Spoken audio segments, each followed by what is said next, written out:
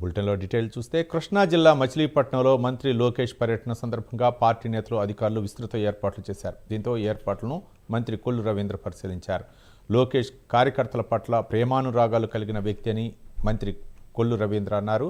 లోకేష్ ఎక్కడికి వెళ్లినా ముందుగా పార్టీ కార్యకర్తలతో ప్రత్యేక సమావేశాలు నిర్వహిస్తున్నారని ఆయన తెలిపారు. జాతీయ ప్రధాన కార్యదర్శి గౌరవనీయులు నారా లోకేష్ గారు రేపు మచిలీపట్నానికి పర్యటనకు వస్తున్నటువంటి సందర్భంలో తెలుగుదేశం పార్టీ నాయకులు కార్యకర్తలు ఎవరైతే పార్టీకి అంకిత భావంతో పనిచేశారో వాళ్ళందరినీ కూడా ముఖాముఖి కలుసుకోవాలని చెప్పి వారు నిర్ణయించడం జరిగింది. రేపు ఉదయం 9:30 గంటలకి మచిలీపట్నానికి ఆయన రావడం జరుగుతుంది.